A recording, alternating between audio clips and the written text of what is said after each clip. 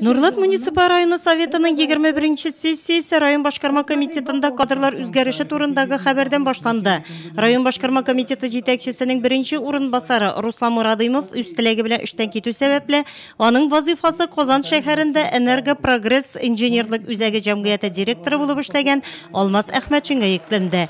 Сессиядә кертелгән беренче көн тәртибе буенча депутатлар алдында хисапны район башлыгы Равил Кузеров ясады. Ул үз чыгышын районның финанс бюджет Доходы консолидированного бюджета составили 1 миллиард 142 миллиона рублей с темпом роста 101%, в том числе собственные доходы более 580 миллионов рублей. Илдәге икътисади кыенлыкларга карамастан районның үсешендә уңай динамика саклана. Яңа җитештерү участоклары ачу, эш урыннары булдыру районда эшсезлек буенча саннарны киметүгә китерә. Равил Кузеров үз чыгышында һәр тармакта башкарылган эшләргә тукталды, алар күләмле. Чыгышын тәмамлап, Равил Кузеров башка эшкә күчү сәбәпле үз вәкаләтләрен туктату турында белдерде. Ввиду того, что поступило предложение президента Республики Татарстан Рустама Нургалиевича Минниханова о работе в правительстве республики, я сегодня принял решение о досрочном сложении своих полномочий. Поэтому я прошу это мое решение поддержать и взять за основу сегодняшний доклад, который только что был озвучен, сказать вам большое спасибо за те цифры, которые мы с вами добились.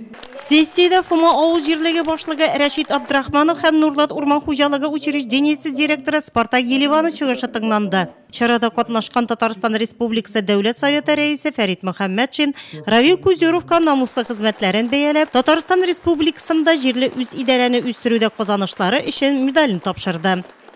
Равил Ефремович эшләгән дәврдә күп кенә яңа программалар төзелеп, яхшы якка, уңай якка үзгәрешләр күзгә күренеп эшләнгән эшләре без аңарга бәяне яхшы дип бирәбез. Нигә дигәндә, ул республика күләмендә менә шушы конкурентлыкны үзенең үсешендә республикада саклап калу. Җиңел вакыт булмады, күп кенә үзгәртеп кору эшләргә туры килде.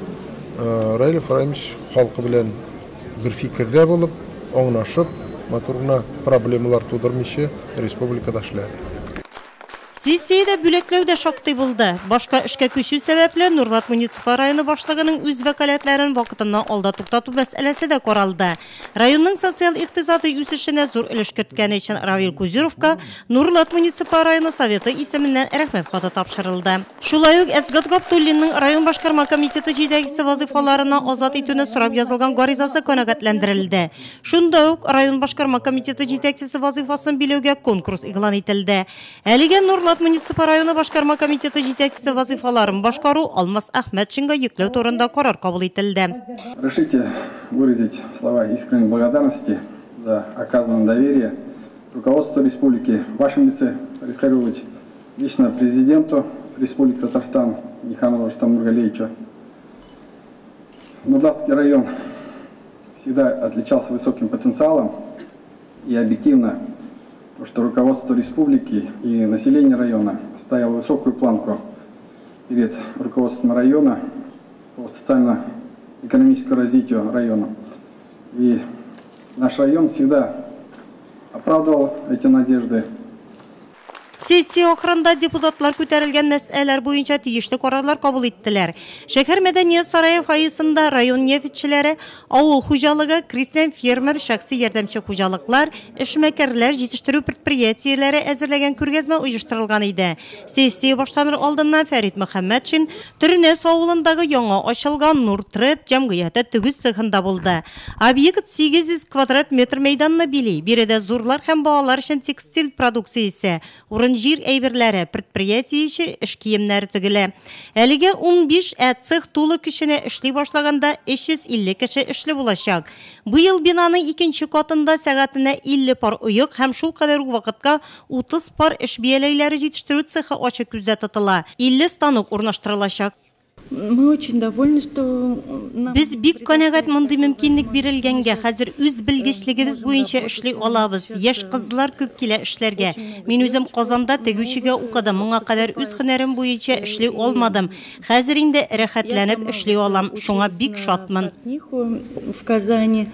Фәрит Мөхәммәтшин тагын бер җитештерү мәйданчыгын Лукойл Эпос Сервис җәмгыятенең Нурлаттагы филиалының үзәктән куа торган насосларны урнаштыру һәм ремонтлау цехын карады.